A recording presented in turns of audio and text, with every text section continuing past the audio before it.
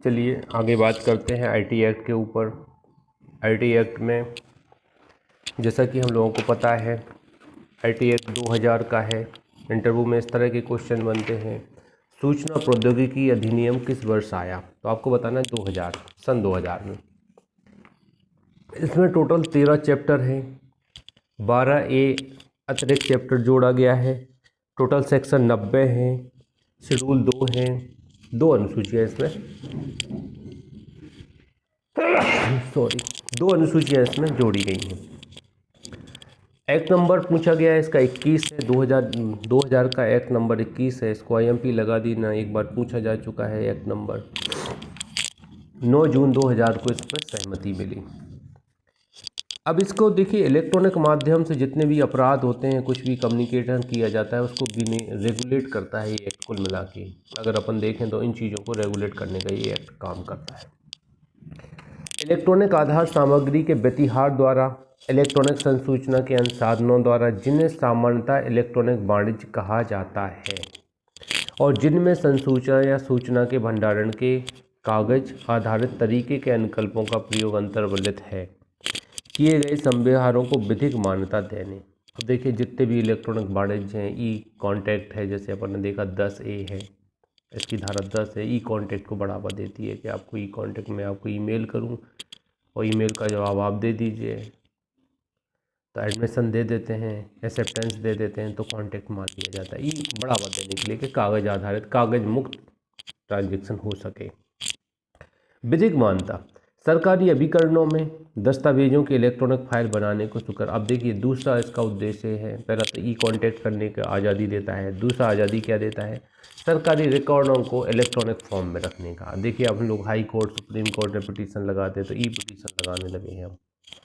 आज हम बैठे बैठे ई कोर्ट एक ऐप्स है जिसके माध्यम से हम किसी भी कोर्ट की केस की स्थिति देख सकते हैं।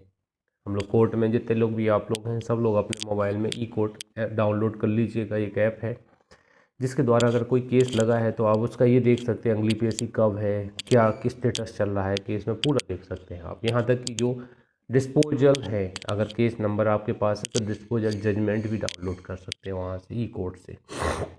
तो ये कैसे माध्यम हुआ? अब पूरे डॉक्यूमेंट स्कैन किए जाते हैं, स्कैन करके डाले जाते हैं, ई फॉर्मेट में डाले जाते हैं, जजमेंट तो टाइप किए जाते हैं और टाइप करके उसको अपलोड कर दिया जाता है। भारतीय दंड संहिता, भारतीय साक्ष्य अधिनियम, बैंक कार्ड बही साक्ष्य अधिनियम और भारतीय रिजर्व बैंक जैसे अधिनियमों में संशोधन करने के लिए भी इनको भी थोड़ा हाईटेक बनाने की कोशिश की गई है। कि अब देखिए, साइबर क्राइम जुड़ गए हैं, अपराधी बहुत शातिर हो गए हैं, इस तरह के अपराध कर रहे हैं जो अपराध नहीं होना चाहिए, जिनको रोक लगाए जाना जरूरी होगा, जो कंप्यूटर से संबंधित है उन पर भी रोक लगाना है। तो इन अधिनियम में साक्षी वैल्यू को देखा गया है इलेक्ट्रॉनिक माध्यम से, अपराध की प्रकृति को इलेक्ट्रॉनिक माध्यम से देखा गया है। और बैंकर बही साक्ष्य जो लेजर है, अब बैंकों द्वारा जो लेजर तैयार किया जाता है, तो उस पर भी अब ये है, भारतीय रिजर्व बैंक के संबंध में कुछ गाइडलाइंस है, तो यहाँ पे भी इलेक्ट्रॉनिक माध्यम को समायोजित करने की कोशिश की गई है इस एक्ट के द्वारा। आगे बढ़ते हैं। सेक्शन 1 कहती है इसका विस्तार संपूर्ण भारत पर होगा। यह किसी व्यक्ति द्वारा भारत के बाहर किए गए किसी अपराध या उसके अधीन उल्लंघन को भी लागू होगा। तो किसी व्यक्ति पर लागू होगा, संपूर्ण भारत पर विस्तार होगा। और भारत, किसी व्यक्ति द्वारा भारत के बाहर किए गए किसी अपराध के उल्लंघन को भी लागू होगा। ये भी आपको यहाँ पर देखना है, भारत के बाहर किए गए उल्लंघन को भी लागू होगा। सब क्लॉज 3A कहती है, इसको पढ़ने की कतई ज़रूरत नहीं, सीधा पढ़िए, 17 अक्टूबर 2000 से लागू है। कब से? 17 अक्टूबर 2000 से आईटी एक्ट लागू है, 17 अक्टूबर 2000 से। सब क्लॉज 4 कहती है, इस अधिनियम की कोई बात पहली अनुसूची में वर्णित दस्तावेज या संव्यवहारों को लागू नहीं होती। ये कह रही पहली अनुसूची दी गई है जिसमें 5 दस्तावेज दिए गए जिन पे ये अधिनियम लागू नहीं होता है। चलिए पहली अनुसूची पे चलते हैं अपन। एक चीज़ और यहाँ पे पढ़ लेते हैं अपन, परंतु केंद्रीय सरकार राजपत्र में अधिसूचना द्वारा पहली अनुसूची का उसमें प्रविष्टियों को जोड़कर हटाकर संशोधन कर सकी। तो केंद्र सरकार को पहली अनुसूची में संशोधन करने का पावर है, ऐड करने का और डिलीट करने का। तो पहली अनुसूची देखते हैं कौन से वो हैं, क्या बोलते हैं, डॉक्यूमेंट हैं जिन पे अधिनियम लागू नहीं होता है। तो पहला डॉक्यूमेंट है परक्राम लिखित, जो चेक से भिन्न हो, मतलब चेक पे लागू होता है, परक्राम लिखित पे लागू नहीं होता है। अन्य पे लागू नहीं होता, चेक पे लागू होता है, अन्य पर काम लिखों पे लागू नहीं होता। पर काम लिखत कितने पे है? एनआईए एक्ट की किस धारा में बताया गया? जल्दी बताइए, कौन बताएगा? नेगोशिएबल इंस्ट्रूमेंट को डिफाइन किया गया है या बताया गया है एनआईए एक्ट में, नेगोशिएबल इंस्ट्रूमेंट एक्ट की किस धारा में? बताइए। सेक्शन 13, ध्यान दीजिएगा, सिविल जज भी तो दिए हैं आप लोग। दूसरा, मुक्तारनामे पे लागू नहीं होता। तीसरा, किसी न्यास ट्रस्ट पे लागू नहीं होता है, रजिस्टर्ड ट्रस्ट है जो। और उत्तराधिकार के अंतर्गत जो बिल बनाई जाती है, कोई अन्य वसीयती बयान है, उस पर भी लागू नहीं होता, बिल वसीयत पे भी लागू नहीं होता। और पांचवा है स्थावर संपत्ति, ऐसी संपत्ति में किसी हित के विक्रय या हस्तांतरण की कोई संविदा। तो हित के विक्रय पे लागू नहीं होता है, किस पे? इमूवेबल प्रॉपर्टी में। इमूवेबल प्रॉपर्टी के हित के विक्रय पे भी लागू नहीं होता है, या इस संबंध में कोई संविदा की गई उस पर भी लागू नहीं होता है। ये आप यहाँ पे ध्यान दीजिएगा। आगे बढ़ते हैं, सेक्शन 2 में आ जाते हैं। देखिए यहाँ पे बहुत सारी परिभाषाएं हैं, आपको बहुत परिभाषाएं पढ़ने को मिलेंगी। मैं यहाँ पे गिनी चुनी 10-15 परिभाषाओं का उल्लेख करूँगा जिन पर बहुत ज़्यादा क्वेश्चन बनते हैं। बाकी चीज़ें आपको मैं पढ़ा चुका हूँ, तो यहाँ पे आप थोड़ा देख लीजिएगा। पहला है अभिगम, एसएस। जैसे एसएस क्या है? आपकी एसएस है, आप मेरे अच्छे मित्र हैं, आपकी एसएस है, आप यहाँ आ सकते हैं, लाइव बैठ के पढ़ सकते हैं, बिल्कुल पढ़ सकते हैं, ऑनलाइन नहीं ऑफलाइन पढ़िए, आके बैठ जाइए, किताब ले जा सकते हैं मेरी, यहाँ तक कि मोबाइल यूज कर सकते हैं। मैंने पेटीएम पिन नंबर भी दे रखा है, आपको बैलेंस डालना है बैलेंस डालो, थोड़ा बहुत यूज कर सकते हैं पेटीएम वैलेट।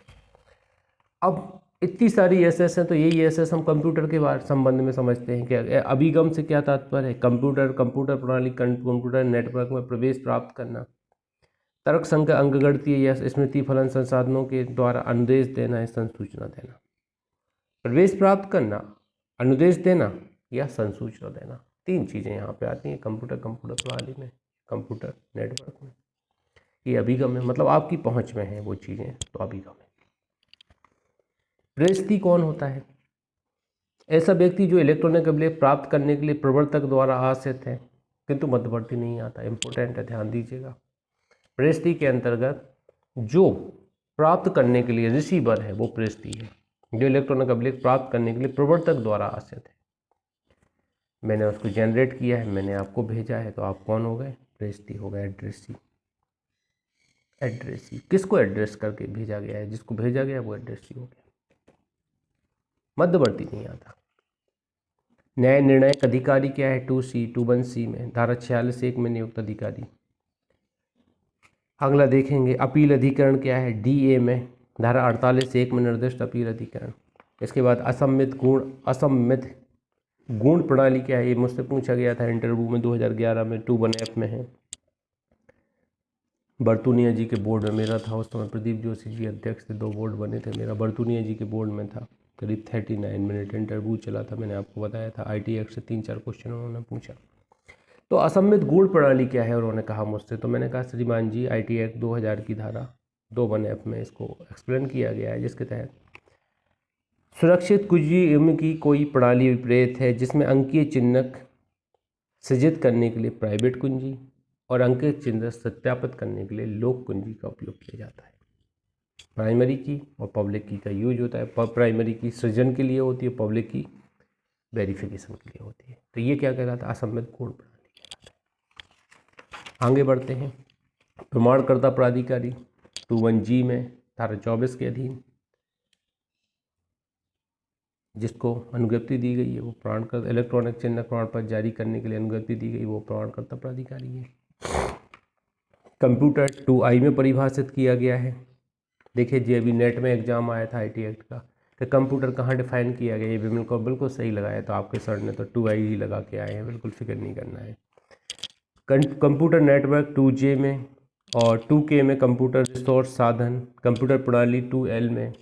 तो इस तरह इनको डिफाइन किया गया, इनको थोड़ा थोड़ा देख लेना है, ज़्यादा इंपॉर्टेंट नहीं। खास तौर से ये पता होना चाहिए किस खंड में क्या है, अंदर का कुछ नहीं आएगा, फिर भी आपको थोड़ा एक इंटरव्यू पर्पज से थोड़ा याद करना है। अगली इंपॉर्टेंट क्लॉज है नियंत्रक, धारा 17(1) के अधीन नियुक्त प्रमाणकर्ता प्राधिकारियों का नियंत्रक अभिप्रेत है।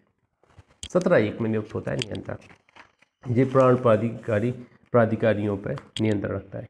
साइबर कैफे, अब साइबर कैफे गए हैं आप लोग, पहले हम लोग जाते थे, जब से ये मोबाइल जियो वाले चल गए हैं तब से हम लोगों ने साइबर कैफ़े वाली अवधारणा ही ख़त्म सी हो गई है। बहुत कम लोग इंटरनेट की फैसिलिटी अब लैपटॉप से दे रहे हैं। कैसे सबके मोबाइल में लैपटॉप है।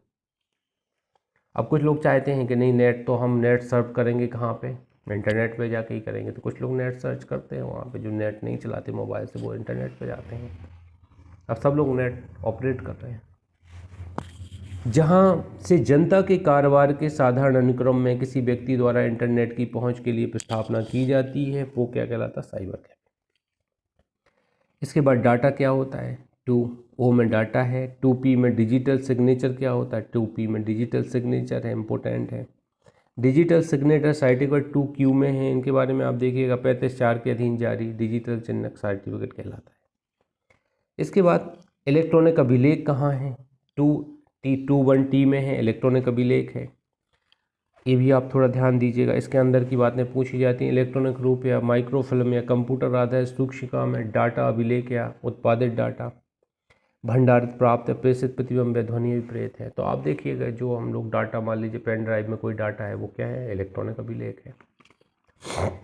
कुछ भी हो सकता है, वो फिल्म हो सकती है, म्यूजिक हो सकता है, या पेपर हो सकता है ADPO का, तो ये कुछ भी हो सकता है। इलेक्ट्रॉनिक चिन्हक क्या है, 21TA में इलेक्ट्रॉनिक चिन्हक डिफाइन किया गया है।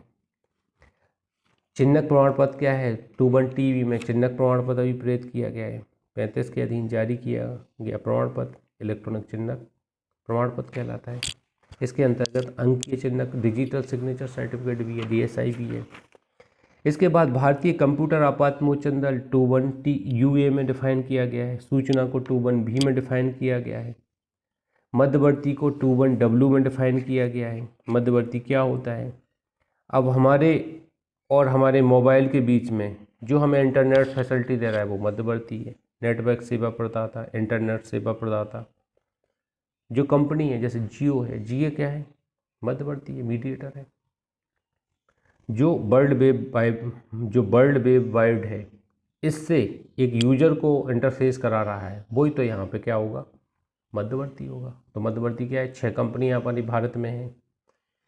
VSNL है, BSNL है, एक भारतीय कंपनी है जिसको एयरटेल के नाम से जानते हैं, एक वोडाफोन कंपनी है, और एक जियो कंपनी है, एक मंत्रा कंपनी है। ये 5-6 कंपनियाँ हैं, 6 कंपनियाँ ऑपरेट हैं अभी प्रेजेंट में, जो हमें इंटरनेट फैसिलिटी इंडिया में प्रदान करनी। मैं आपको कंप्यूटर सेशन में एक आध वीडियो डालूंगा जिसमें कंप्यूटर से संबंधित कुछ मैटर आपको यूट्यूब चैनल पे मिलेंगे। मेरे जो 50 यूनिट है उसके संबंध में मैं अभी सर्च कर रहा हूँ, उस पर भी एक वीडियो में डालूंगा। जो कंटेंट है 5वीं यूनिट का पूरा कलेक्शन एक जगह देने की कोशिश करूँगा, तो वहाँ पर आप देखिएगा इनको।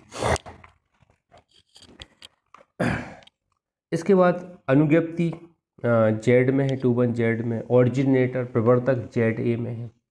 प्रवर्तक कौन कहलाता है, जैसे आपसे कहा जाए ओरिजिनेटर कौन है, भैया इसका ओरिजिनेटर कौन है, डीजल पंप का एडोल्फ डीजल है, कौन है, जिसने इसकी खोज की, तो बनाने वाला ओरिजिनेटर कहलाता है, प्रेषित करने वाला ओरिजिनेटर कहलाता है।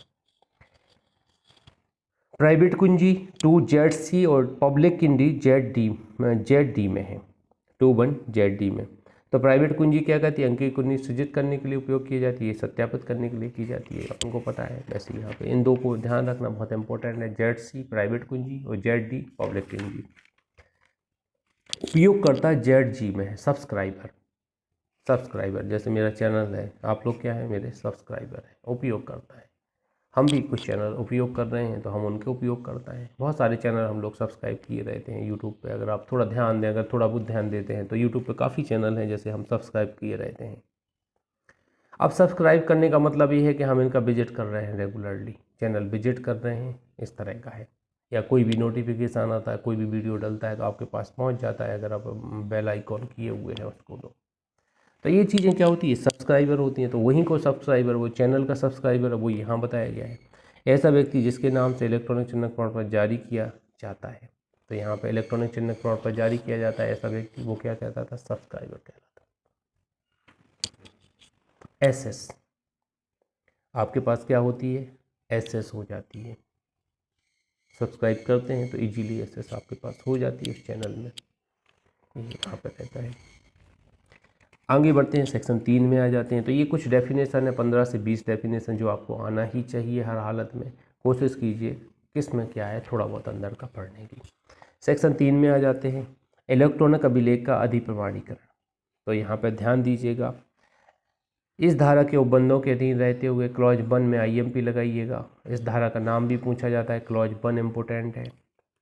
कोई उपयोगकर्ता किसी इलेक्ट्रॉनिक अभिलेख को अपने अंकीय चिन्हक लगाकर अधिप्रमाणित कर सकेगा। अंकीय चिन्हक लगा के क्या कर सकता है, वेरीफाई कर सकता है इलेक्ट्रॉनिक चिन्हक। कौन, उपयोगकर्ता, ये ध्यान देना है। इलेक्ट्रॉनिक अभिलेख का अधिप्रमाणन असम्मित गुण प्रणाली और द्वैतान्वेषण का उपयोग करके किया जाएगा। ये दूसरी क्लॉज कहलाती है। क्या करके जो इलेक्ट्रॉनिक अभिलेख का अधिप्रमाणन करेंगे, असम्मित गुण प्रणाली द्वारा और द्वैतान्वेषण फलन द्वारा करेंगे। यहाँ पे कुछ मैथ का एल्गोमेथड मैथ द्वैतान्वेषण फलन को डिफाइन किया गया है स्पष्टीकरण में, इसको आप थोड़ा यहाँ पे पढ़ लीजिएगा। यहाँ पे सब क्लॉज ये बताई गई है, सब क्लॉज 3 है जो इम्पोर्टेंट है। कोई भी व्यक्ति उपयोगकर्ता की लोक कुंजी का उपयोग करके इलेक्ट्रॉनिक अभिलेख को सत्यापित कर सकता है। कोई भी व्यक्ति क्या कर सकता है, इसका उपयोग करके, लोक कुंजी का उपयोग करके इलेक्ट्रॉनिक अभिलेख को क्या कर सकता है, सत्यापित कर सकता है। मुझे गर्मी लग रही है। सत्यापित कर सकता है इलेक्ट्रॉनिक अभिलेख का।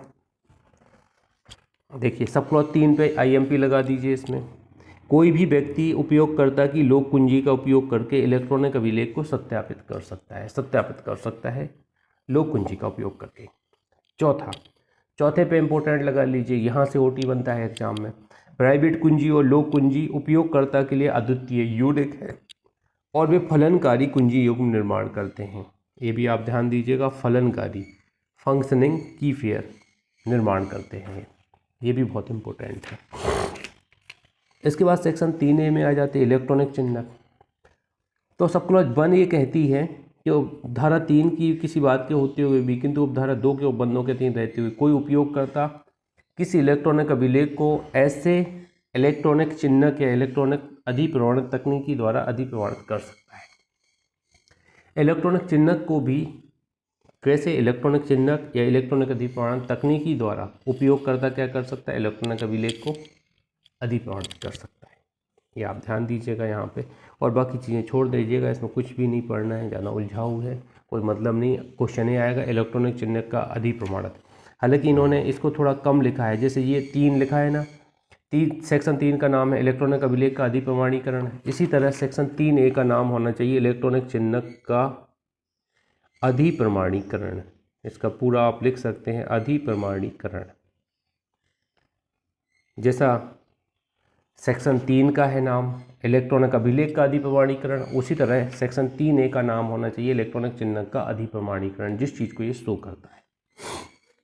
आगे बढ़ते हैं, सेक्शन 4 में आ जाते हैं इलेक्ट्रॉनिक अभिलेखों की विधि मान्यता।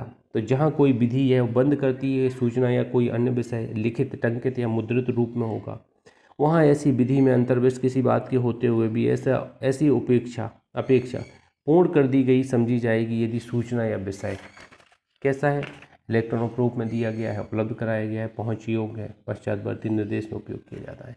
अगर ये कहा गया है, जैसे विधि कहती क्या, अब मान लीजिए हमारा मोटर व्हीकल एक्ट बोलता है 2019 के अमेंडमेंट द्वारा कि सभी डाटा को इलेक्ट्रॉनिक फॉर्म में रखा जाएगा। आप ऐप्स के थ्रू दिखा सकते हैं, मोटर व्हीकल डिजी लॉक के तहत दिखा सकते हैं, ठीक है।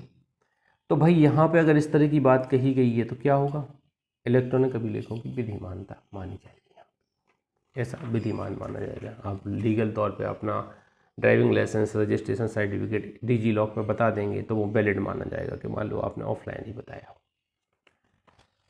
सेक्शन 5 इलेक्ट्रॉनिक चिन्हकों की विधि मान्यता। अब ये इलेक्ट्रॉनिक अभिलेखों की विधि मान्यता यहाँ पे है, सेक्शन 4 में है, और इसका 5 में इलेक्ट्रॉनिक चिन्हकों की विधि मान्यता है। तो चिन्हक भी यहाँ पे विधिमान किए जा सकते हैं, उनका भी पहुँच मानी जा सकती है, बस इतना आपको ध्यान देना है, इसका मार्जिनल नोट। आगे बढ़ते हैं, सेक्शन 6 पे आ जाते हैं। सरकार या उसके अभिकरणों में इलेक्ट्रॉनिक अभिलेख, इलेक्ट्रॉनिक चिन्हकों का प्रयोग, ये IMP सेक्शन है, सेक्शन 4। यही सेक्शन बताती है हमें, इसका मेन सार ये है कि जितने भी सरकारी ऑफिस हैं सब में क्या किया जाए, इलेक्ट्रॉनिक रिकॉर्ड किया जाए, और वो मान्य होगा, विधिमान होगा, लीगल होगा। ये बात ये बताती है सेक्शन 6। बस इतना ही आपको यहाँ पे ध्यान देना है। कितने भी कोई भी दस्तावेज हैं, आवेदन है, प्रारूप है, अपील है, लाइसेंस है, मंजूरी है, अनुमोदन है, कुछ भी है, वो इलेक्ट्रॉनिक माध्यम में ग्रांट किए जा सकते हैं। इलेक्ट्रॉनिक माध्यम में फीस भी ग्राह्य की जा सकती है। ये सारी चीज़ें इसके अंतर्गत बताई गई, सरकारी और अन्य एजेंसी।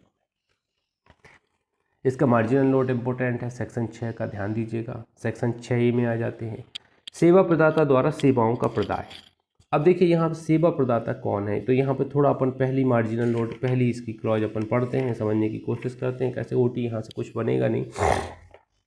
समुचित सरकार इस अध्याय के प्रयोजनों के लिए जनता को सेवाओं के दक्ष प्रदान के लिए अधिप्रमाणित आदेश द्वारा ऐसी सेवाओं के प्रदाताओं को इलेक्ट्रॉनिक साधनों के माध्यम से कंप्यूटरीकृत सुविधाओं की स्थापना, अनुरक्षण और उन्नयन और ऐसी अन्य सेवाओं का अनुपालन करने के लिए प्राधिकृत कर सकेगी, जो है राजपत्र में अधिसूचना द्वारा निर्दिष्ट करे।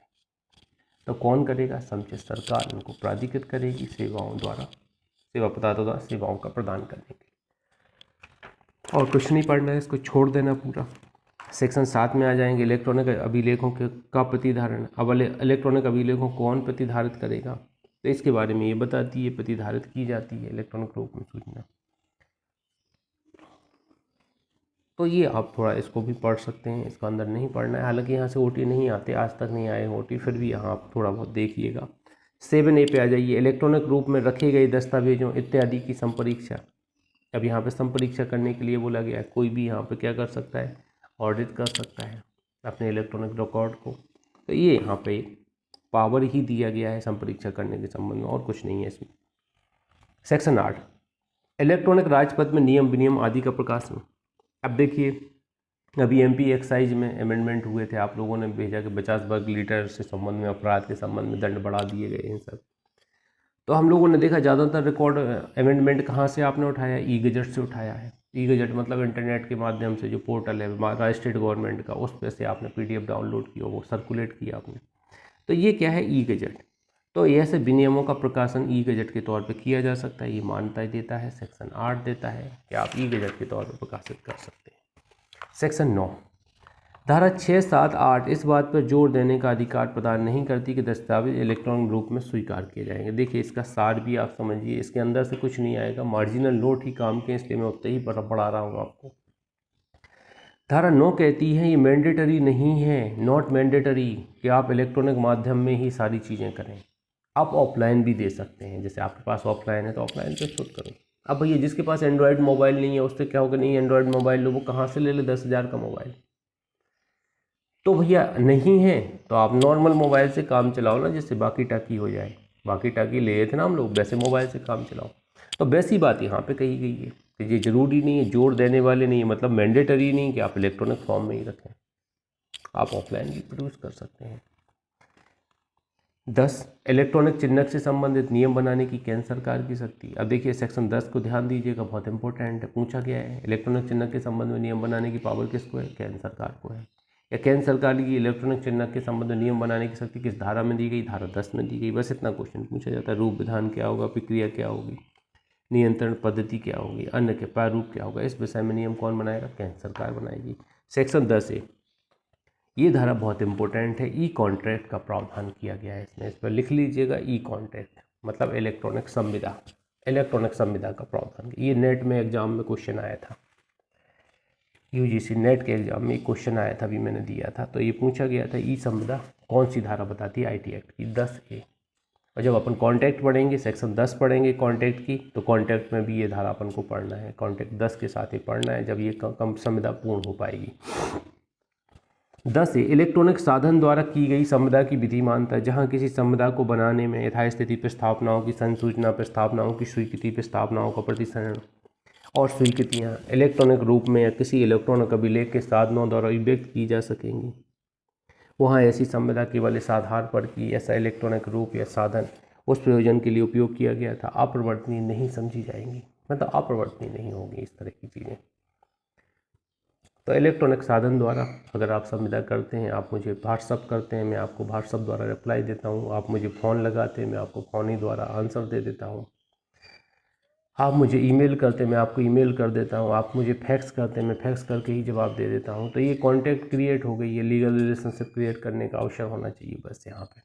तो यहाँ पे क्या माना जाएगा, ऐसी संविदा विधि मान्य होगी। जरूरी नहीं कि मैं आपको लेटर भेजूँ तो आप लेटर का जवाब लेटर से ही दें, या मान लीजिए कोई वो भेजे हम आपके यहाँ क्या बोलते हैं लेटर संदेश वाहक भेजें और आप भी संदेश वाहक को ही सूचित कर दें, तो ऐसा नहीं। तो मीडिया बदल गई, आज का समय बहुत हाईटेक हो गया है। हम लोग भी तो हाईटेक पढ़ाई कर रहे हैं एक हिसाब से। जब ऑफलाइन पढ़ते थे अपन लोग विजिबल रहते थे, किसका पढ़ने में मन लग रहा है नहीं लग रहा है, आप सो रहे हैं पढ़ रहे हैं, कंफर्म नहीं कह सकते। पूरी गारंटी थोड़ी है कि मतलब जितनी क्लास मैंने पढ़ाई है सभी लोग, जितने लोग लॉग इन किए हैं सब लोग पढ़ रहे हैं। एक आज सो भी गया होगा किसी दिन। देखते हैं सेक्शन 4 चैप्टर 4 पे आ जाते हैं। सेक्शन 11 इलेक्ट्रॉनिक अभिलेखों का अधिकार। अब इलेक्ट्रॉनिक अभिलेखों का अधिकार किसको होता है, एक क्वेश्चन आता है। तो क्लॉज 1 है इसकी जो पहली लाइन है, इस पर IMP लगा देना। किसी इलेक्ट्रॉनिक अभिलेख का अधिकार प्रवर्तक को प्राप्त होगा। गोला कर लीजिए, प्रवर्तक को प्राप्त होगा। इलेक्ट्रॉनिक अभिलेख का अधिकार किसको, प्रवर्तक को, यदि वह स्वयं प्रवर्तक द्वारा उसी द्वारा क्रिएट किया गया है। ऐसे व्यक्ति द्वारा जिसे प्रवर्तक की ओर से कार्य करने का प्राधिकार था, स्वतः प्रचालित किए जाने के लिए प्रवर्तक द्वारा या उसकी ओर से कार्य करने किसी सूचना प्रणाली द्वारा भेजा गया था। तो ये आप थोड़ा ध्यान दीजिएगा। प्रवर्तक जो ओरिजिनेटर बोला जाता है, ओरिजिनेटर को अधिकार होता है किस पे, इलेक्ट्रॉनिक अभिलेख पर। कैसे वो बना रहा है ना क्रिएट, जैसे मैंने अपना वो बनाया, रिज्यूम बनाया, तो रिज्यूम मैंने अपना जनरेट किया, मुझे अपडेट करना है अपना रिज्यूम। अब काफ़ी चीज़ें थोड़ी अपडेट हो गई हैं, उनको अपडेट करना है, तो वो चीज़ें मुझे उसमें जोड़ना है। तो भाई ये चीज़ें क्या होती हैं, हमारे इसके अंतर्गत आती हैं कि ओरिजिनेटर कौन हो गया, मैं होऊंगा ना, मैंने बनाया तो मैं ओरिजिनेटर। सेक्शन 12 अब प्राप्ति की अभी स्वीकृति, अभी रिसीविंग की बात करते हैं। रिसीविंग क्या होगी, प्राप्ति की एक्नॉलेजमेंट की बात करते हैं।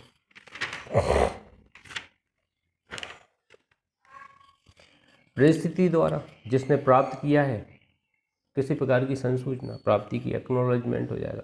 पेशती के किसी आचरण द्वारा इलेक्ट्रॉनिक अभिलेख प्राप्त की गई दी गई सूचना क्या माना जाएगा, एक्नॉलेजमेंट माना जाएगा। मैंने आपको कुछ भेजा है, मैंने आपको फ्लिपकार्ट से कुछ भेजा है, आपने ऑर्डर किया था, आपको मिल गया, तो ये कैसे पता चलेगा, एक पासवर्ड आएगा आपके मोबाइल पे, और पासवर्ड जैसे ही आप जनरेट करेंगे वो आएगा, उसको पासवर्ड बता दीजिए, वो पासवर्ड पिन करेगा तो आपका डिलीवर्ड हो जाएगा माल। तो ऐसे यहाँ पे है, तो पेशती क्या है, पासवर्ड जनरेट करेंगे आप, तो पासवर्ड जैसे ही वो एंट्री करेगा तो वहाँ पे पहुँच जाएगी सूचना कि भाई डिलीवर्ड कर दिया गया है, वो आपके पास मैसेज आएगा, आइटम इज डिलीवर्ड। आगे बढ़ते हैं, सेक्शन 13 पे आ जाते हैं। और बाकी नहीं पढ़ना है, ये लेंदी प्रोसीजर बिल्कुल ना पढ़िएगा, मैं आपको बता दूं, बिल्कुल चिल्ड होके पढ़ना है अगर आप सोच रहे हैं। देखिए क्या है, जैसे मान लीजिए एक मंदिर है, तो पहले तो मंदिर मान लीजिए एक पहाड़ी पे मंदिर है, तो अपन को लोकेशन देखना है, किस गांव में, किस शहर से कितनी किलोमीटर दूरी पे मंदिर है, ठीक है। फिर किस भगवान का मंदिर है, किस लिए प्रसिद्ध है, ये देखना है। फिर हम बार बार जाते रहेंगे, फिर अपन को ये सोचना है सीढ़ी कितनी है मंदिर में, कितनी जगह बैठने की व्यवस्था है, कितनी जगह खाने की व्यवस्था है, कितनी जगह रेस्ट कर सकते हैं, कितनी जगह कुछ ऐसी व्यवस्था है जहाँ पे सो भी सकते हैं क्या। फिर ये चीज़ें देखना है, मंदिर में कब लंगर चलता है, मंदिर में कब प्रसाद होता है, आरती होती है, फिर ये चीज़ें देखना। मतलब पहले आउटलाइन तो समझ लो आप कि जो बहुत बेसिक चीज़ें हैं, बेसिक चीज़ें आप गलत करके आ जाएंगे, फिर इंटरनल चीज़ें जो सब लोग गलत करेंगे वो तो इतनी इंटरनल इसमें कुछ आएंगे नहीं। जो बहुत बेसिक हैं वो चीज़ें मैं आपको बिल्कुल बता रहा हूँ कि इससे बाहर नहीं आना चाहिए एक भी क्वेश्चन। सेक्शन 13 इलेक्ट्रॉनिक अभिलेख के प्रेषण और प्राप्ति का समय और स्थान क्या होगा। तो ये देखिए वही प्रस्ताव की सेक्शन 3-4 सेक्शन है जो कॉन्टैक्ट की उसी तरह की बातें यहाँ लिखी गई है। प्रवर्तक और प्रेषती के बीच जैसा अन्यथा तय पाया गया है उसके सिवाय किसी इलेक्ट्रॉनिक अभिलेख का प्रेषण उस समय होता है जब वह प्रवर्तक के नियंत्रण के बाहर किसी कंप्यूटर साधन में डाला जाता है। नियंत्रण के बाहर हो गया है, मैंने ईमेल क्या किया है, टाइप किया है और आपको सेंड कर दिया है, मेरे नियंत्रण के बाहर, अब मैं कुछ नहीं कर सकता, वापस नहीं ले सकता। तो यहाँ पर प्रेषण हो गया ना मेरी तरफ से, आपके विरुद्ध हो गया, अब आपको अधिकार है, ठीक है, तो आप तक पहुँच जाएगा। तो ये जैसे ही नियंत्रण से बाहर होता है कंप्यूटर साधन में डाला जाता है, मतलब ईमेल सेंड कर दिया जाता है। प्रवर्तक के प्रेषती के बीच जैसा अन्यथा तय पाया जाए उसके सिवाय किसी इलेक्ट्रॉनिक अभिलेख की प्राप्ति का समय निम्नलिखित के रूप में अवधारित किया जाएगा। तो सेंडर का तो अपन को पता चल गया, सेंडर बाध्य हो जाएगा जैसे ही सेंड किया, और रिसीवर के संबंध में क्या है वो सब 2 बताती है। यदि प्रेषती ने इलेक्ट्रॉनिक अभिलेखों प्राप्त करने के प्रयोजन के लिए कोई कंप्यूटर साधन अभिहित कर लिया है, तो कोई कंप्यूटर साधन है उसके पास में, प्राप्ति उस समय हो जाती है जब इलेक्ट्रॉनिक अभिलेख अभिहित कंप्यूटर साधन में डाला जाता है। आपने मैसेज भेजा मुझे, जैसे ही मैंने ईमेल खोला अब उसमें आ गया इनबॉक्स में जैसे ही आ जाता तो प्राप्ति मान ली जाती है। इलेक्ट्रॉनिक अभिलेख प्रेषती के ऐसे कंप्यूटर साधन में भेजा जाता है जो अभिहित साधन नहीं है, तब प्राप्ति उस समय हो जाती है जब इलेक्ट्रॉनिक प्रेषती द्वारा पुनः प्राप्त किया जाता है। अब कहीं और भेजा जाता है, मान लीजिए व्हाट्सअप भेजा आपने, व्हाट्सअप जब हम प्राप्त करेंगे व्हाट्सअप पे तब माना जाएगा। भले सेंड कर दिया आपने, मेरे में आ भी गया वो तो नहीं, लेकिन जब मैं रिसीव करूँगा उसको ओपन करके देखूँगा तब माना जाएगा। बस इतना आपको यहाँ ध्यान देना है और बाकी चीज़ें छोड़िएगा इसमें। सेक्शन 14 में आ जाइए, सुरक्षित इलेक्ट्रॉनिक अभिलेख। अब भाई ये क्या होता है? जहाँ किसी इलेक्ट्रॉनिक अभिलेख को समय के किसी विनिर्दिष्ट क्षण पर सुरक्षा प्रक्रिया लागू की गई है, वहाँ ऐसा अभिलेख समय के ऐसे क्षण के सत्यापन के समय तक सुरक्षित इलेक्ट्रॉनिक अभिलेख समझा जाता है। मैं अब पिछले 3 दिन से MPPSC की साइट खोलने की कोशिश कर रहा हूँ, तो मेरे में आता है कि ये कंटेंट आपका नॉट ऑपरेट प्राइवेसी प्रॉब्लम ऐसा कुछ आ रहा है लिखा हुआ। उसको मैं कोई देखता हूँ, उसके लिए कोई सॉल्यूशन निकालता हूँ, उसको ट्रैक करना पड़ेगा, थोड़ा सेटिंग जाके क्लियर करना पड़ेगा तो आने लगेगी।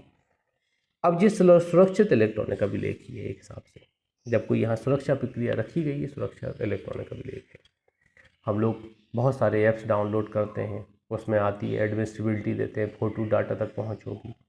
देखिए कोई भी नया ऐप्स डाउनलोड करें, ठीक है आधुनिक होना ज़रूरी है आपको, लेकिन ज़्यादातर ऐप्स क्या कर रहे हैं, हमारी इन्फॉर्मेशन चोरी कर रहे हैं, फ्रॉड होने की बहुत पॉसिबिलिटी होती है।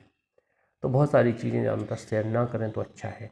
बहुत मैंडेटरी ऐप्स हो वही डाउनलोड करें कि दुनिया में भ्रम ज़्यादा है, कपट ज़्यादा है, फ्रॉड ज़्यादा है। आपको बताएं जो दिख रहा है वो नहीं है, दिख हमें कुछ और ही रहा है कुछ और ही। देख रहे हैं ना, इतना भ्रम है, इतना कपट है कि यहाँ पे हर कोई, देखिए KBC के फ़ोन आते हैं कई लोगों को, इतने फ्रॉड फ़ोन आ रहे हैं, बैंक लोन लेने के फ़ोन आते हैं, लॉटरी लग गई फ़ोन आते हैं, कुछ किया ही नहीं तो ही लॉटरी लग रही है, आदमी को भ्रमित करके 2, 4, 10 हज़ार रुपये। अब तो एक ट्रेंड और हो गया है, जैसे मैंने बताया ना, जैसे थोड़े बहुत परिचय के लोग हैं अपने, तो वो फ़ोन लगाएंगे आपको, अरे भैया कैसे हो, बढ़िया हो, थोड़ी परेशानी थी, ऐसा करो 1000 रुपये पेटीएम कर दो, मैं आपको लौटा दूंगा। अब 10-20 लोगों से वो फ़ोन लगाया उन्होंने एक दिन में, 20 में से 10 नहीं कर दिया तो 10,000 बन गए, फिर 1000 रुपये तो आप मांगेंगे नहीं, और कितने बार मांगेंगे, वो उठाएगा ही नहीं फ़ोन कर दो। तो ये इस तरह के फ्रॉड भी अब देखने को मिल रहे हैं। तो ये सब देखिए इलेक्ट्रॉनिक माध्यम ने कई नई चीज़ें बहुत गड़बड़ भी कर रखी हैं। साइबर सेल को चाहिए थोड़ा अच्छा करें, कुछ साइटों पर प्रोहिबिशन लगाएं जिससे हमारी नई जनरेशन सुधरे, खासतौर से यूट्यूब, फेसबुक, जितने भी वीडियो आ रहे हैं फेसबुक पे, यूट्यूब पे आ रहे हैं वीडियो, इन पे प्रोहिबिशन लगाएं। टिकटॉक जैसे वर्जित कर दें बिल्कुल, यहाँ पे सर्टिफिकेट दे दें कि ये सर्टिफिकेट वाले अगर कोई वीडियो डालता है तो बिल्कुल से हटाओ, एडमिसेबल नहीं हो, ब्लॉक कर देंगे उनको। नहीं कर रहे हैं ये, उन्हें तो अपना धंधा करना है, जैसे धंधा उनका चैनल चले। तो ये तमाम चीज़ें जो इलेक्ट्रॉनिक तौर पे बहुत गलत तरीके से हो रही है, इस पर कुछ विशेष कानून होना चाहिए, इस समय की डिजायर है। ऐसे कुछ वीडियो ऐसे ओपन हो जाते हैं, फैमिली के तौर पे वो अच्छे नहीं है, पर्सनल तौर पे देखें तो ठीक भी है, लेकिन फैमिली के तौर पे अच्छे नहीं है, सार्वजनिक नहीं है वो। अब इस तरह के कंटेंट यहाँ पे आने लगे, ये बहुत गलत है, रोक लगाना चाहिए इन लोगों को। एक संयुक्त नीति पॉलिसी होना चाहिए साइबर लॉ के संबंध में। सुरक्षित इलेक्ट्रॉनिक चिन्हक, सेक्शन 15। कोई इलेक्ट्रॉनिक चिन्हक तब तक कोई सुरक्षित इलेक्ट्रॉनिक चिन्हक समझा जाएगा यदि चिन्हक सृजन डाटा चिन्हक लगाने के समय हस्ताक्षरकर्ता के अनन्य नियंत्रणाधीन था और किसी अन्य व्यक्ति के नियंत्रण में। अब मैंने सिग्नेचर किया है, मतलब मैंने प्राइवेट कुंजी और सेकेंडरी कुंजी, पब्लिक कुंजी का उपयोग किया है, तो मेरे ही नियंत्रण में था वो, तो ये क्या था, सुरक्षित है, मेरे नियंत्रण में था, सुरक्षित है। चिन्हक डाटा सृजन डाटा भंडारित किया गया था और ऐसा अनन्य रीति से लगाया गया था जो वैध किया जाए, तो ये भी देखिएगा, एक चिन्हित किया गया था और बेहतर रीति से लगाया गया था, ये भी यहाँ पर आता है। सेक्शन 16, सुरक्षा प्रक्रिया और पद्धति। केंद्रीय सरकार सुरक्षा प्रक्रिया और पद्धति बेहतर करेगी, बस इतना आप ध्यान दीजिएगा। 16 में आगे बढ़ते हैं। 17 में, ये 17 में प्रमाणन नियंत्रक और अन्य अधिकारियों की नियुक्ति के संबंध में व्यवस्था की गई। सेक्शन 17 में नियंत्रक और अन्य अधिकारियों की नियुक्ति के संबंध में प्रावधान किए गए हैं। देखिए, केंद्रीय सरकार राजपत्र में अधिसूचना द्वारा इस अधिनियम के प्रयोजनों के लिए प्रमाणकर्ता प्राधिकारियों का एक नियंत्रक नियुक्त कर सकेगी। कौन करेगा नियुक्त? केंद्र सरकार नियुक्त करेगी। उसी अधिसूचना द्वारा या पश्चातवर्ती अधिसूचना द्वारा उप नियंत्रक, सहायक नियंत्रक, अन्य अधिकारी और कर्मचारी भी उतनी संख्या में नियुक्त कर सकेगी जितनी वो ठीक सके। तो उसके सपोर्ट के लिए डिप्टी नियंत्रक, असिस्टेंट नियुक्तक या अन्य अधिकारी भी नियुक्त करेगी केंद्र सरकार। नियंत्रक इस अधिनियम के अपने कृत्यों का केंद्रीय सरकार के साधारण नियंत्रण निर्देशों के अधीन निर्वहन करेगा। तो इसका बोर्ड ऑफिस, उसका सुपीरियर कौन होगा? केंद्र सरकार ही होगी, उसके अधीन रह के इसको कार्य करना है। सबक्लॉज 3, उपनियंत्रक और सहायक नियंत्रक नियंत्रक द्वारा उसे समन्वयित कृत्यों का निर्वहन नियंत्रक के साधारण अधीक्षण और नियंत्रण के अधीन करेगा। अब देखिए सुपरविजन में किसके रहेंगे? ये नियंत्रक के रहेंगे, उपनियंत्रक और सहायक नियंत्रक। अगला, इनकी योग्यताएं और अनुभव क्या होंगे? केंद्र सरकार वहन करेगी, 4 बोलती है। 5 बोलती है केंद्रीय सरकार विनिर्दिष्ट करेगी, कार्यालय कहाँ होगा? प्रधान कार्यालय। सबक्लॉज 6 बोलती है नियंत्रक कार्यालय की एक मोहर होगी, एक मुद्रा, सील होगी। ठीक है। नियंत्रक के कृत 18 में दिए गए, ये धारा बहुत पूछी जाती है। नियंत्रक की नियुक्ति के संबंध में पूछी जाती है। केंद्र सरकार का पावर है, सेक्शन 17 में नियुक्ति करती है, 18 में कृत दिए गए। कृत्य कौन कौन से हैं देखिए। प्राणकर्ता प्राधिकारियों के क्रियाकलापों का पर्यवेक्षण करना, प्राणकर्ता प्राधिकारियों की लोक कुंजियों को प्रमाणित करना, प्राणकर्ता प्राधिकारियों द्वारा बनाए जाने वाले मानक अधिकृत करना, ऐसी हर्ताएं अनुभव निर्दिष्ट करना जो प्राणकर्ता प्राधिकारी के कर्मचारियों के पास होनी चाहिए, ऐसी शर्त निर्दिष्ट करना जिनके अधीन प्राणकर्ता प्राधिकारी अपना कार्य करेगा, लिखित, मुद्रित या दृश्य सामग्री या विज्ञापनों की अंतर्वस्तु निर्दिष्ट करना, कुंजी का रूप और निर्दिष्ट करना। तो ऐसे तमाम कार्य हैं। ये 2-3-4 कार्य सुनूं कि आप थोड़ा ध्यान दीजिएगा। प्राणकर्ता प्राधिकारियों का बॉस होता है नियंत्रक, ध्यान देना है। सेक्शन 19, विदेशी प्राणकर्ता प्राधिकारियों की मान्यता ये कौन देगा? तो नियंत्रक। देखिए, नियंत्रक ऐसी शर्तों निबंधनों के अधीन रहते हुए जो विनियमों द्वारा निर्दिष्ट की जाए केंद्रीय सरकार के पूर्व अनुमोदन से। देखिए, नियंत्रक केंद्र सरकार के पूर्व अनुमोदन से और राजपत्र में अधिसूचना द्वारा किसी विदेशी प्रमाणकर्ता प्राधिकारी को इस अधिनियम के प्रयोजनों के लिए प्रमाणकर्ता प्राधिकारी के रूप में मान्यता दे सकेगा। तो मान्यता देने का पावर किसको है? नियंत्रक को है, केंद्र सरकार के अनुमोदन से। और जहां किसी प्रमाणकर्ता प्राधिकारी को उपधारा 1 के अधीन मान्यता दी जाती है वहां ऐसा प्रमाणकर्ता प्राधिकारी द्वारा जारी किया गया इलेक्ट्रॉनिक चिन्ह प्रमाण पत्र इस अधिनियम के प्रयोजनों के लिए विधिमान होगा। तो इलेक्ट्रॉनिक चिन्ह प्रमाण पत्र भी यहाँ पे कैसे होगा? लीगल माना जाएगा इस अधिनियम के प्रयोजनों के लिए। ये आप थोड़ा ध्यान दीजिएगा। सबक्लॉज 3, यदि नियंत्रक का समाधान हो जाता है कि किसी प्रमाणकर्ता प्राधिकारी ने ऐसी शर्तों और निबंधनों में से किसी का जिनके अधीन उसे उपधारा 1 के अधीन मान्यता प्रदान की गई थी उल्लंघन किया है तो वह उन कारणों से जो लेखबद्ध किए जाएंगे राजपत्र में अधिसूचना द्वारा ऐसी मान्यता को प्रतिशत कर सकेगा, वापस ले सकेगा मान्यता को। आप विदेशी व्यक्ति अमेरिकन हैं तो आपको मैंने मान्यता दे दी, मैं नियंत्रक हूँ, ठीक है। अब यहाँ पे जारी किया जा सकता है, मैं आपको क्या कर सकता हूँ? प्रमाण पत्र भी दे सकता है, ऐसे प्रमाण पत्र जारी किया जाए, इलेक्ट्रॉनिक चिन्ह प्रमाण पत्र भी दे सकता हूँ आपको। मान्यता दे दी तो प्रमाण पत्र भी जारी किया जाएगा तो वो मान्य होगा और मैं ऐसी मान्यता को वापस भी ले सकता हूँ। कौन? नियंत्रक। ध्यान दीजिएगा। सेक्शन 20 रिपील है। 21 इलेक्ट्रॉनिक चिन्ह प्रमाण पत्र जारी करने के लिए अनुज्ञप्ति है तो कौन देगा? उपधारा 2 के उपबंधों के अधीन रहते हुए कोई व्यक्ति इलेक्ट्रॉनिक चिन्ह प्रमाण पत्र जारी करने की अनुज्ञप्ति के लिए नियंत्रक को आवेदन करेगा। तो कोई भी व्यक्ति आवेदन करेगा किसको? नियंत्रक को, कि हमें लाइसेंस दे दीजिए इलेक्ट्रॉनिक चिन्ह प्रमाण पत्र जारी करने का, ठीक है। तो कोई भी व्यक्ति आवेदन कर सकता है नियंत्रक को। उपधारा 2 कहती है उपधारा 1 के अधीन कोई अनुज्ञप्ति तब तक जारी नहीं की जाएगी जब तक कि आवेदक अर्हता, विशेषज्ञता, जनशक्ति, वित्तीय संसाधन, अन्य अवसंरचनात्मक सुविधाओं के बाद ऐसी अपेक्षाएं पूरी न करता हो जो ऐसे इलेक्ट्रॉनिक प्रमाण पत्र को जारी करने के लिए आवश्यक है जो केंद्रीय सरकार वहन करेगी। तो कुछ आपके पास क्वालिफिकेशन होना चाहिए, कुछ प्रॉपर्टी डीलिंग वगैरह होना चाहिए तो ही आपको ये लाइसेंस दिया जाएगा। इस धारा के अधीन अनुदित कोई अनुज्ञप्ति ऐसी अवधि के लिए विधिमान होगी जो केंद्र सरकार वहन करे। तो एक टाइम होगा, 1 साल, 2 साल, 5 साल। अंतरणीय, वंशागत नहीं होगी, अंतरणीय नहीं होगी, ट्रांसफर नहीं किया जा सकता कि आप पैसा बेच के किसी दूसरे को बेच दो अनुज्ञप्ति। वंशागत नहीं होगी, आपके बाद आपके बच्चे को नहीं जाएगी, बच्चे को अलग से बनवानी पड़ेगी। ऐसी निवर्तनों शर्तों के अधीन होगी, शर्तें दी जाएंगी उसके अधीन होगी। मतलब लाइसेंस जारी करने का पावर सबको थोड़ी दे देंगे अपन, ऐसे लाइसेंस नहीं देंगे। प्रमाण पत्र जारी करने का पावर सबको नहीं देंगे। आपको दिया गया तो आपके बच्चे को नहीं देंगे। आप किसी को बेच भी नहीं सकते कि आप बेच दो कि एक्स को बेच दे, एस देने लगे, सर्टिफिकेट नहीं हो पाएगा।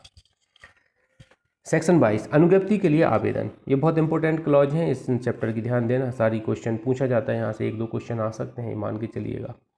अनुज्ञप्ति जारी करने के लिए प्रत्येक आवेदन ऐसे प्रारूप में होगा जो केंद्रीय सरकार द्वारा वहन किया जाए। तो कोई भी ऐसा फॉर्मेट हो सकता है केंद्र सरकार द्वारा वहन।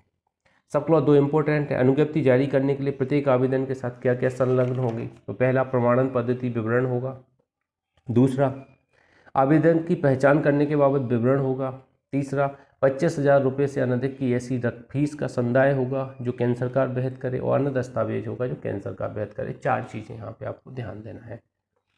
अनुज्ञप्ति का नवीनीकरण सेक्शन 23 बताती है कि नवीनीकरण के लिए कोई आवेदन प्रारूप में होगा, फीस के साथ होगा जो 5,000 से अधिक नहीं होगी, केंद्र सरकार द्वारा वहन की जाए।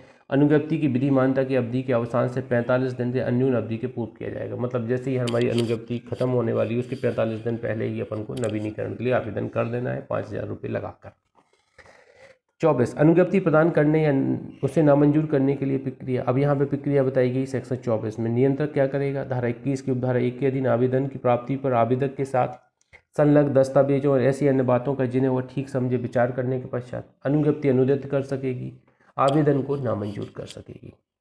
इसको अनुदित कर सकेगी, आवेदन को नामंजूर कर सकेगी। परंतु इस धारा के अधीन कोई भी आवेदन तब तक नामंजूर नहीं किया जाएगा जब तक कि आवेदक को अपना पक्ष कथन प्रस्तुत करने का उपयुक्त अवसर न दे दिया गया हो, अपना तर्क रखने का अवसर दिया जाएगा उसको। अनुज्ञप्ति का निलंबन 25 बताती है। नियंत्रक यदि उसका ऐसी जांच करने के बजाय जैसा वह ठीक समझे यह समाधान हो जाता है कि प्रमाणकर्ता प्राधिकारी ने अनुज्ञप्ति जारी करने या उसे नवीकरण करने के लिए आवेदन में या उसके संबंध में कोई ऐसा कथन किया है जो तात्विक विशिष्टियों के बारे में गलत या मिथ्या है, बी उन निबंधनों और शर्तों का जिनके अधीन अनुज्ञप्ति की गई थी पालन करने में असफल रहा है, सी धारा 30 में विनिर्देश प्रक्रियाओं और मानकों को बनाए रखने में असफल रहा है, या किन्हीं उपबंधों का उल्लंघन किया है तो अनुज्ञप्ति को प्रतिशत कर सकेगा। देखिए ये वापस ले सकते हैं अनुज्ञप्ति को, आगे देखेंगे ये भी धारा इंपॉर्टेंट है। परंतु कोई अनुज्ञप्ति तब तक प्रतिशत नहीं की जाएगी जब तक प्रमाणपत्र प्राधिकारी को प्रस्तावित प्रतिवरण के विरुद्ध कारण दर्शित करने का एक अवसर न दे दिया जाएगा। तो प्रमाणकर्ता प्राधिकारी को अवसर देना पड़ेगा कि कारण बताइए क्यों ना इसको रद्द कर दिया जाए, वापस ले लिया जाए अनुज्ञप्ति को। नियंत्रक यदि उसके पास यह विश्वास करने का उपयुक्त अवसर हेतुक है कि उपधारा 1 के अधीन अनुज्ञप्ति को प्रतिसंहत करने के लिए कोई आधार है, आदेश द्वारा उसके द्वारा आदेशित किसी जांच के पूरा होने तक ऐसी अनुज्ञप्ति को निलंबित कर सकेगा। जब तक जांच चल रही है जब तक वो क्या कर सकेगा? नियंत्रक निलंबित सस्पेंड कर देगा लाइसेंस को। परंतु इंपॉर्टेंट लगाइएगा इस परंतु पे, इस पर क्वेश्चन बनता है। कोई भी अनुज्ञप्ति 10 दिन से अनधिक की अवधि के लिए, गोला कर लीजिए 10 दिन से अनधिक की अवधि के लिए तब तक निलंबित नहीं की जाएगी जब तक प्रमाणकर्ता प्राधिकारी को प्रस्तावित निलंबन के विरुद्ध कारण बताने का उचित अवसर न दे दिया जाए। तो अनुज्ञप्ति को मैक्सिमम कब तक अपन निलंबित कर सकता है? नियंत्रक 10 दिन तक निलंबित कर सकता है, ऐसा क्वेश्चन बनता है आपके एग्जाम में। सब क्लॉज 3 ऐसा कोई प्रमाणकर्ता प्राधिकारी जिसकी अनुज्ञप्ति निलंबित कर दी गई, ऐसे निलंबन के दौरान कोई अनुज्ञप्ति इलेक्ट्रॉनिक चिन्हक प्रमाण पत्र जारी नहीं करे। अब अनुज्ञप्ति ही निलंबित है आपकी, लाइसेंस ही नहीं है, तो आप प्रमाण पत्र कैसे दे पाएंगे? लाइसेंस तो हमने इसीलिए दिया है कि आप प्रमाण पत्र दें, और लाइसेंस मैंने रद्द कर रखा है निलंबित, तो आप तो अभी कोई पावर ही नहीं है तो लाइसेंस दे ही नहीं सकते, सीधी बात है। ये चीज़ यहाँ लिखी है। अनुज्ञप्ति के निलंबन और प्रतिसंहरण की सूचना, अब इसके बारे में अपन देखते हैं ये क्या है। जहाँ की प्रमाणकर्ता प्राधिकारी की कोई अनुज्ञप्ति निलंबित प्रतिसंहत कर दी जाती है वहाँ नियंत्रक यथास्थिति ऐसे निलंबित प्रतिसंहरण की एक सूचना उसके द्वारा रखे जाने वाले डाटा संचय में प्रकाशित करेगी, डाटा में प्रकाशित करेगी जो उसके द्वारा रखा जाए। बस इतना ध्यान रखिएगा, इंपॉर्टेंट नहीं है, छोड़ना है अपन को। 27 प्रत्यायोजन की शक्ति इंपॉर्टेंट है। 27 नियंत्रक के सध्या के अधीन नियंत्रक की किन्हीं शक्तियों का प्रयोग करने के लिए उपनियंत्रक, सहायक नियंत्रक या किसी अधिकारी को लिखित रूप में प्राधिकृत कर सकेगी। तो ये अपने पावर किसको दे सकती है? उपनियंत्रक, सहायक नियंत्रक, अन्य अधिकारी को दे सकती है। प्रत्यायोजन वही होता है जैसे मैं अपने पावर दे दूँ, मैंने कहा चलो आप में से कोई, मैंने अश्विन को दे दिया अपना पावर कि अश्विन 2 दिन क्लास आपको पढ़ाना है, तो ये मैंने ऑथराइज कर दिया विक्रम सर की जगह अश्विन पढ़ाएंगे, तो पूरे पावर और अश्विन के होंगे टीचर की भांति। एक क्लास वो होते हैं, प्रत्यायोजन होती है, अपन लोग प्रशासनिक विधि में पढ़े हैं प्रत्यायोजन का सिद्धांत। 28 उल्लंघनों का अन्वेषण करने की शक्ति। अब नियंत्रक या उसके द्वारा इस निमित्त प्राधिकृत कोई अधिकारी इस अधिनियम तद्दिन बनाए गए नियम विनियमों के उपबंधों के किसी भी उल्लंघन का अन्वेषण करेगा। तो अन्वेषण, इन्वेस्टिगेशन कौन करेगा? उल्लंघन इस नियम के, अधिनियम के, नियंत्रक करेगा या प्राधिकृत अधिकारी करेगा? नियंत्रक या उसके द्वारा प्राधिकृत कोई अधिकारी वैसी शक्तियों का प्रयोग कर सकेगा जो आयकर अधिनियम के अंतर्गत अधीन आयकर प्राधिकारियों को प्रदत्त हैं। तो आयकर इनकम टैक्स ऑफिसर की भांति ये पावर यूज कर सकते हैं, बिल्कुल कर सकते हैं, जो पावर उनको दिए गए ये भी यूज कर सकते हैं। आगे बढ़ते हैं सेक्शन 29 में, कंप्यूटर और डाटा तक पहुँच। इसको भी आप छोड़ देना, कंप्यूटर डाटा तक पहुँच, यहाँ पे थोड़ा पहुँच देना। नियंत्रक प्राधिकृत व्यक्ति के पास होगी कंप्यूटर और डाटा तक पहुँच। बस इतना आपको ध्यान रखना है यहाँ पर। प्रमाणकर्ता प्राधिकारी द्वारा कतिपय प्रक्रियाओं का अनुसरण किया जाना। अब जी कह रहे कुछ प्रक्रियाओं का अनुसरण करना है, तो ये भी आप छोड़ देना, यहाँ से कोई क्वेश्चन नहीं बनता है, इसको छोड़िएगा। सेक्शन 31 पे आ जाइए। प्रमाणकर्ता प्राधिकारी अधिनियम आदि के अनुपालन को सुनिश्चित करेगा। अधिनियम आदि के अनुपालन को सुनिश्चित करेगा, तो इसके मार्जिनल नोट से ही क्लियर हो रहा है, आगे पढ़ने की जरूरत नहीं है। सेक्शन 32 अनुज्ञप्ति का संप्रदर्शन। अब देखिए, प्रत्येक प्रमाणकर्ता प्राधिकारी अपनी अनुज्ञप्ति को उस परिषद के उस सदस्य स्थान पर जिसमें वह अपना कारोबार करता है संप्रदर्शित करेगा। जैसे कहाँ पीछे दीवार पे एक मड़वा के रखेंगे, उसको टंगवाएंगे, तो ऐसा करेंगे ये लोग अनुज्ञप्ति प्रमाणकर्ता प्राधिकारी। 33 अनुज्ञप्ति का अभ्यर्पण। प्रत्येक ऐसा प्रमाणकर्ता प्राधिकारी जिसकी अनुज्ञप्ति निलंबित या प्रतिशत कर दी गई है, ऐसे नियम प्रतिशत के ठीक पश्चात नियंत्रक को अनुज्ञप्ति अभ्यर्पित करेगा। आपको रद्द कर दिया है अनुज्ञप्ति को, तो आप सरेंडर कर दो, जो डॉक्यूमेंट है जाके जमा कर दो वहाँ पे नियंत्रक के पास। जहाँ कोई प्रमाणकर्ता प्राधिकारी उपधारा 1 के अधीन किसी अनुज्ञप्ति अभ्यर्पण करने में असफल रहेगा, वहाँ वह व्यक्ति जिसके पक्ष में अनुज्ञप्ति जारी की गई अपराध का दोषी होगा और कारावास से 6 माह तक या जुर्माने से 10,000 तक या दोनों से दंडित होगा। 6 माह या 10,000 या दोनों से दंडित होगा। प्रकटीकरण ये बताती है प्रकटीकरण का बारे में। प्रत्येक प्रमाणकर्ता प्राधिकारी विनियमों द्वारा विनिर्दिष्ट रीति से अपने इलेक्ट्रॉनिक चिन्ह प्रमाण पत्र को प्रकट करेगा। सुसंगत कोई प्रमाणकर पद्धति विवरण प्रकट करेगा। प्रतिसरण निलंबन की सूचना प्रकट करेगा। तो ये तमाम चीज़ें यहाँ पे जो उसको शो करने की बात की जाएगी नियंत्रक द्वारा, वो सारी चीज़ें वो डिस्क्लोज करेगा जो पूछा जाएगा। चैप्टर 7 पे आ जाते हैं, इलेक्ट्रॉनिक चिन्हक प्रमाण पत्र। अब देखिए यहाँ पे अपना अभी टाइम तो कितना हो गया है, अभी 10 मिनट है, अभी पढ़ना ही है अपन को। चैप्टर 7, चैप्टर 8, चैप्टर 9 देखते हैं। ये 2-3 चैप्टर अपन पढ़ लेते हैं, जिससे क्या दंड वाला चैप्टर में पढ़ना चाहता हूँ कल। कैसे दंड पे ज़्यादा क्वेश्चन आना है, 1-2 क्वेश्चन दंड पे आ सकते हैं और 1-2 क्वेश्चन 64 सेक्शन तक के पहले से आ सकते हैं और 64 के बाद से 2 क्वेश्चन आ सकते हैं। तो यहाँ पॉसिबिलिटी है 4-5 क्वेश्चन आने की पॉसिबिलिटी, मिनिमम 4 क्वेश्चन आ सकते हैं IT एक्ट में से। ये थोड़ा टफ भी है। टफ इसलिए है, कैसे हम उस चीज़ को अंडरस्टैंडिंग नहीं करते हैं। हम लोग मीडिया वाले आदमी नहीं हैं, कम्युनिकेशन वाले आदमी नहीं, कंप्यूटर साइंस वाले होते, तो उस चीज़ को अपन थोड़ा अंतर करते। कैसे जो समझने का क्राइटेरिया वो थोड़ा अलग ही है यहाँ पे। चलिए बात करते हैं। प्रमाणकर्ता प्राधिकारी द्वारा इलेक्ट्रॉनिक चिन्ह प्रमाण पत्र जारी किया जाना। कोई भी व्यक्ति, सेक्शन 35 कहती है, कोई भी व्यक्ति इलेक्ट्रॉनिक चिन्ह प्रमाण पत्र जारी करने के लिए प्रमाणकर्ता प्राधिकारी को ऐसे प्रारूप में आवेदन कर सकेगा जो केंद्रीय सरकार द्वारा बहत किया जाए। आगे देखेंगे, प्रत्येक आवेदन के साथ प्रमाणकर्ता प्राधिकारी को संदेह की जाने वाली 25,000 रुपये से अधिक की उतनी फीस संलग्न होगी जो केंद्र सरकार द्वारा बहत की जाए। तो फीस कितनी लगाई जाएगी इसके साथ में? 25,000 रुपये की फीस लगेगी इसके साथ में। परंतु उपधारा 2 के अधीन फीस बहत करते समय आवेदकों के विभिन्न वर्गों के लिए विभिन्न फीसें बहत की जा सकेंगी, तो भिन्न भिन्न फीसें भी दी जा सकेंगी। सब क्लॉज 3 में आ जाएंगे। ऐसे प्रत्येक आवेदन के साथ प्रमाणन पद्धति विवरण संलग्न होगा, या जहां ऐसा विवरण नहीं है वहां ऐसे विशिष्टियों वाला विवरण संलग्न होगा जो विनियमों द्वारा निर्दिष्ट किया जाए। तो यहाँ पे विवरण भी देना पड़ेगा, प्रमाणन पद्धति विवरण भी संलग्न करना पड़ेगा। सब क्लॉज 4, इसको IMP लगाइएगा आप। उपधारा 1 के अधीन आवेदन प्राप्त होने पर प्रमाणकर्ता प्राधिकारी उपधारा 3 के अधीन प्रमाण पद्धति विवरण या अन्य विवरण पर विचार करने, ऐसी जांच करने के पश्चात जो वह ठीक समझे इलेक्ट्रॉनिक चिन्ह प्रमाण पत्र मंजूर करेगा या आवेदन को ऐसे कारणों से नामंजूर करेगा। तो यहाँ पे ग्रांट कौन से क्लॉज में दिया जाता है? इलेक्ट्रॉनिक चिन्ह प्रमाण पत्र सेक्शन 35(4) में दिया जाता है। ये आपको ध्यान देना है। सेक्शन 35(4) में यहाँ पर लिख लें बाजू में, 35 खंड 4 में क्या होता है? ग्रांट होता है। ग्रांट क्या होता है? Electronic signature certificate, ESC grant होता है। ESC electronic signature certificate ESC grant होता है। परंतु कोई आवेदन तब तक नामंजूर नहीं किया जाएगा जब तक कि आवेदक की प्रस्तावित नामंजूरी के विरुद्ध कारण दर्शित करने के लिए उचित अवसर न दे दिया गया हो। आगे बढ़ते हैं 36 में, अंकीय चिन्ह प्रमाण पत्र जारी करने का व्यवदेशन। अंकीय चिन्ह का प्रमाण पत्र जारी करते समय प्रमाणकर्ता प्राधिकारी ये प्रमाणित करेगा कि ऐसे व्यक्ति ने क्या किया है? इन नियमों विनियमों का अनुपालन किया है, उसने अंकीय चिन्ह प्रमाण पत्र प्रकाशित किया है, उपलब्ध कराया है, उपयोगकर्ता ने उसे स्वीकार किया है, उपयोगकर्ता के पास अंकीय चिन्ह प्रमाण पत्र में सूचीबद्ध लोक कुंजी के अनुरूप प्राइवेट कुंजी है, उपयोगकर्ता कोई प्राइवेट कुंजी धारण करता है जो अंकीय चिन्ह का सृजन करने में सक्षम है, आदि कुछ यहाँ पे है। यहाँ पे देखेंगे D नंबर का, उपयोगकर्ता की लोक कुंजी और प्राइवेट कुंजी मिलकर एक कार्यकारी युग्म बनाती है। इस पर IMP लगा देना D नंबर पर, कार्यकारी युग्म बनाती है प्राइवेट और लोक कुंजी मिलकर।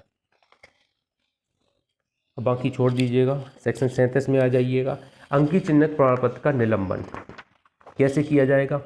ऐसा प्रमाणकर्ता प्राधिकारी जिसने अंकीय चिन्हक प्रमाण पत्र जारी किया है, अंकीय चिन्हक प्रमाण पत्र जारी किया है, उपधारा 2 के उपबंधों के अधीन रहते अंकीय चिन्हक प्रमाण पत्र में सूचीबद्ध उपयोगकर्ता से उस उपयोगकर्ता की ओर से कार्य करने के लिए सम्यक रूप से अधिकृत किसी व्यक्ति से उस आशय के अनुरोध की प्राप्ति पर यदि उसकी यह राय है कि अंकीय चिन्ह प्रमाण पत्र लोकहित में निलंबित किया जाना चाहिए, ऐसे अंकीय चिन्हक प्रमाण पत्र को निलंबित कर सकेगा। लोकहित में निलंबित कर सकता है कौन? प्रमाणकर्ता प्राधिकारी। अंकीय चिन्हक प्रमाण पत्र 15 दिन से, इस पर IMP लगाइएगा। देखिए अंकीय चिन्हक वहाँ पे अपन ने वो देखा था कौन सा, डिजिटल सिग्नेचर, हाँ देखा था। यहाँ डिजिटल सिग्नेचर तो ये है, वहाँ पे इलेक्ट्रॉनिक सिग्नेचर कितने दिन तक निलंबित रहता? 10 दिन तक। और अंकीय चिन्हक यहाँ पे देखेंगे सब क्लॉज 2 में 15 दिन तक निलंबित रहता है। अंकीय चिन्हक प्रमाण पत्र 15 दिन से अनधिक के लिए तब तक निलंबित नहीं किया जाएगा जब तक कि उपयोगकर्ता को उस विषय पर सुने जाने का अवसर न दे दिया जाएगा। इसको थोड़ा कंपेरिजन में देख लीजिएगा। इलेक्ट्रॉनिक सिग्नेचर में 10 दिन था, यहाँ पे डिजिटल सिग्नेचर में कितना है? 15 दिन तक निलंबित किया जा सकता है प्रमाण पत्र को। इस धारा के अंकीय चिन्हक प्रमाण पत्र के निलंबन पर प्रमाणकर्ता प्राधिकारी उपयोगकर्ता को संसूचना देगा। आगे बढ़ेंगे। सेक्शन 38। अंकीय चिन्हक प्रमाण पत्र का प्रतिसरण प्रमाणकर्ता प्राधिकारी द्वारा जारी किया गया अंकीय चिन्हक प्रमाण पत्र उस दशा में प्रतिशत कर सकेगा। अब प्रमाणकर्ता प्राधिकारी क्या करता है? जारी करता है, वही वापस ले सकेगा। कब ले सकेगा? जब उपयोगकर्ता इस आशय का अनुरोध करे, वो कहता है कि मुझे ये वापस करना है, मुझे अब अनुज्ञप्ति नहीं देना है किसी को, मैं नहीं चाहता प्रमाण पत्र देना। उपयोगकर्ता की मृत्यु हो गई तो वापस ले लेगा। फर्म का विघटन हो गया है, कंपनी का विघटन हो गया, परिसमापन हो गया तो वापस ले लेगा। तो ये चीज़ें थोड़ी यहाँ पे हैं, बाकी चीज़ें आप छोड़िएगा। ये 3 चीज़ें आपको ध्यान रखना है क्लॉज 1 IMP ये बस इसमें। सब क्लॉज सेक्शन 39 में आ जाती है निलंबन प्रतिसरण की सूचना। जहाँ कोई अंकीय चिन्हक प्रमाण पत्र धारा 37-38 के अधीन निलंबन प्रतिसरण किया जाता है, वहाँ प्रमाणकर्ता प्राधिकारी यथास्थिति ऐसे निलंबन प्रतिसरण की सूचना, ऐसी सूचना के प्रकाशन के लिए अंकीय चिन्हक प्रमाण पत्र निर्दिष्ट निधान में प्रकाशित करेगा। एक निधान है उसमें प्रकाशित करेगा सूचना। किसमें? मतलब अपने साइट पे प्रकाशित करेगा। निधान मतलब अपनी साइट पर प्रकाशित करेगा। चैप्टर 8 में आ जाते हैं उपयोगकर्ता के कर्तव्य बताए गए हैं। तो ये क्या है देखते हैं। कुंजी युग्म का उत्पादित किया जाना। जहाँ कोई अंकीय चिन्हक प्रमाण पत्र जिसकी लोक कुंजी उस उपयोगकर्ता की प्राइवेट कुंजी के अनुरूप है जो अंकीय चिन्हक प्रमाण पत्र में सूचीबद्ध की जानी है, उपयोगकर्ता द्वारा स्वीकार कर लिया गया है, वहाँ ऐसा उपयोगकर्ता सुरक्षा प्रक्रिया अपनाकर उस कुंजी युग्म को तैयार करेगा। सुरक्षा प्रक्रिया अपनाकर मतलब यहाँ पे प्राइमरी और सेकेंडरी कुंजी का उपयोग करके यहाँ पे कुंजी युग्म उत्पादित किए जा सकते हैं। 40 से इलेक्ट्रॉनिक चिन्हक प्रमाण पत्र के उपयोगकर्ता के कर्तव्य। इलेक्ट्रॉनिक चिन्हक प्रमाण पत्र के संबंध में उपयोगकर्ता ऐसे कर्तव्यों का पालन करेगा जो विहित किए जाएं। जो विहित किए जाएं वो कर्तव्य पालन करेंगे। 41 अंकीय चिन्हक प्रमाण पत्र की स्वीकृति। किसी उपयोगकर्ता के बारे में समझा जाएगा कि उसने अंकीय चिन्हक प्रमाण पत्र स्वीकार कर लिया यदि वह अंकीय चिन्हक प्रमाण पत्र को एक या अधिक व्यक्तियों को किसी निधान में प्रकाशित करता है, प्राधिकृत करता है। देखिए ये 2-3 चीज़ें हैं जो फर्स्ट क्लॉज थोड़ी इंपॉर्टेंट लगा लीजिए, इसमें फर्स्ट क्लॉज ही पढ़ना है आपको। स्वीकृति कौन करेगा? उपयोग करता है। जब वो क्या करेगा? एक या अधिक व्यक्तियों को निधान में प्रकाशित करेगा, प्राधिकृत करेगा। बस बाकी छोड़ देना आप। इसमें सेक्शन इसमें आ जाते प्राइवेट कुंजी का नियंत्रक। प्रत्येक उपयोगकर्ता अपने अंकीय चिन्हक प्रमाण पत्र में सूचीबद्ध लोक कुंजी के अनुरूप प्राइवेट कुंजी का नियंत्रण रखने में एक सावधानी बरतेगा और उसे प्रकट न होने के लिए सभी उपाय करेगा। जैसे हमारे पासवर्ड है, हमें सभी को नहीं बताना है, अपने हाइड रखना है, ये चीज़ें थोड़ा यहाँ देखिएगा। प्राइवेट कुंजी का नियंत्रण, हमारे प्राइवेट की है, हमारे प्राइवेट पासवर्ड है, वो किसी को नहीं बताना है वरना वो हैक हो सकते हैं। यदि अंकीय चिन्हक प्रमाण पत्र में सूचीबद्ध लोक कुंजी के अनुरूप प्राइवेट कुंजी गोपनीय नहीं रह गई है तो उपयोगकर्ता अपनी संशोधित प्रमाण पत्र की ऐसी रीति अविलंब देगा जो नियम द्वारा निर्देश की जाए। तो अगर गोपनीय नहीं रह जाती है तो इसको क्या है? संसूचित करना पड़ेगा प्रमाणकर्ता प्राधिकारी को विनिर्धारित रीति में। आपको क्या करना है? नई कुंजी क्रिएट करनी पड़ेगी। जैसे चैप्टर 9 शास्त्रीय और प्रतिकर के संबंध में ये बताती है। चैप्टर 9 है जो अपनी चलेगी कहाँ तक? 47 तक है। इसमें कुछ पढ़ने लायक नहीं है। जैसे ये बताया गया है सेक्शन 43 कहती है कंप्यूटर प्रणाली आदि को नुकसान के लिए शास्ति का प्रतिकर। तो यहाँ पे कोई भी चोरी करता, विच्छिन्न करता, डाटा तक पहुँच प्रदान करता है किसी व्यक्ति को या पहुँच लेता है, अपलोड करता है किसी गलत तरीके से, तो इन सबको दंडित किया जाएगा। कंप्यूटर प्रणाली के नुकसान करने के लिए दंड दिया गया है। कितना होगा?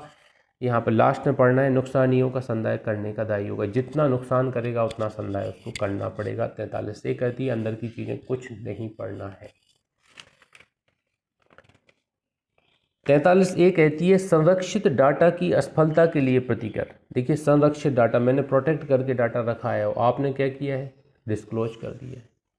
तो असफलता के लिए क्या है, प्रतिकर दिलाया जाएगा। कितना प्रतिकर दिलाया जाएगा, यहाँ नुकसानी का संदाय करने के लिए दायी होगा। जितना नुकसानी करेंगे आप डाटा से, जितनी नुकसानी हमें होगी उतनी भरपाई आपको करनी पड़ेगी। ये यहाँ पर बताया गया संरक्षित डाटा की असफलता के लिए प्रतिकर।